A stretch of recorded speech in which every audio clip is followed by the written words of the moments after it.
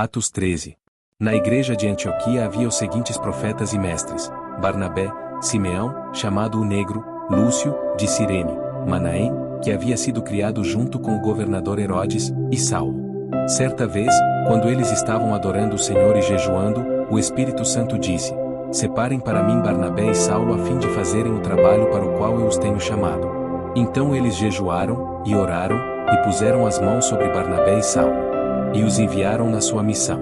Barnabé e Saulo, tendo sido enviados pelo Espírito Santo, foram até a cidade de Seleucia e dali embarcaram para a ilha de Chipre.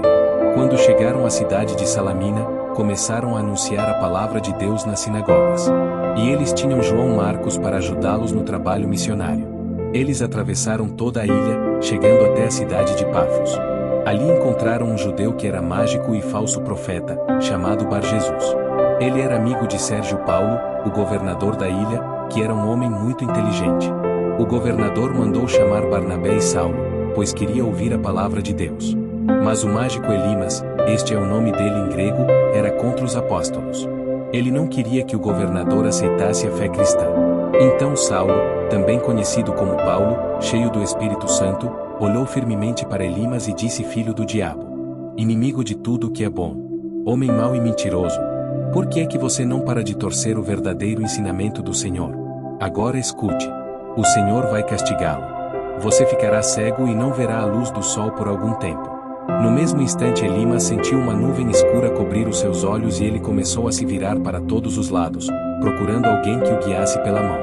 Quando o governador viu isso, creu e ficou muito admirado com os ensinamentos a respeito do Senhor Jesus. Paulo e os seus companheiros navegaram da cidade de Pafos até Perge, uma cidade da província da Panfilha. Porém João Marcos os deixou e voltou para Jerusalém. Eles continuaram a viagem, indo de Perge até a cidade de Antioquia, no distrito da Pisídia. No sábado entraram na sinagoga e sentaram-se. Depois da leitura da lei de Moisés e dos livros dos profetas, os chefes da sinagoga mandaram dizer a eles: Irmãos, se vocês têm alguma palavra para animar o povo, podem falar agora. Então Paulo se levantou, fez um sinal com a mão, pedindo silêncio, e começou a dizer: Homens de Israel e todos vocês não-judeus que temem a Deus, escutem. O Deus do povo de Israel escolheu os nossos antepassados quando moravam na terra do Egito e fez deles um grande povo. Ele os tirou de lá com grande poder, no deserto, aguentou aquela gente durante 40 anos. Ele destruiu 7 povos na terra de Canaã, e o povo de Israel se tornou dono das terras deles. Tudo isso levou uns 450 anos. Depois disso Deus lhes deu juízes, até o tempo de Samuel. Quando o povo pediu um rei, ele lhes deu Saul, filho de Quis, da tribo de Benjamim, para ser rei deles durante 40 anos. Depois que tirou Saul, Deus pôs Davi como rei e disse isto a respeito dele: Encontrei em Davi, filho de Jessé, o tipo de pessoa que eu quero e que vai fazer tudo o que eu desejo. Um dos descendentes de Davi foi Jesus, a quem Deus pôs como Salvador de Israel, como havia prometido. Antes da vinda de Jesus, João Batista anunciou a sua mensagem a todo o povo de Israel, dizendo que eles deviam se arrepender e ser batizados. Mas, quando João estava terminando a sua missão, disse ao povo: Quem é que vocês pensam que eu sou? Eu não sou aquele que vocês estão esperando. Mas escutem. Ele vem depois de mim, porém eu não mereço a honra de tirar as sandálias dos pés dele. Paulo continuou: Meus irmãos, descendentes de Abraão, e também vocês não-judeus que temem a Deus, escutem. Essa mensagem de salvação foi mandada para todos nós. De fato, os moradores de Jerusalém e os seus líderes não entenderam que Jesus é o Salvador. E também não compreenderam as palavras dos livros dos profetas, que são lidos todos os sábados. Mesmo assim, ao condenarem Jesus, eles estavam cumprindo essas profecias. E, embora não encontrassem nenhuma razão para condená-lo à morte, pediram a Pilatos que mandasse matá-lo. Depois de fazerem tudo o que as Escrituras Sagradas falam a respeito dele, eles o tiraram da cruz e o puseram num túmulo. Mas Deus o ressuscitou, e durante muitos dias ele apareceu às pessoas que o tinham acompanhado da Galileia até Jerusalém. Agora essas pessoas são testemunhas que falam a respeito de Jesus ao povo de Israel. E nós estamos aqui para trazer o Evangelho a vocês. Deus fez agora para nós o que havia prometido aos nossos antepassados. Ele ressuscitou Jesus, como está escrito no Salmo número 2, Você é o meu filho, hoje eu me tornei o seu pai.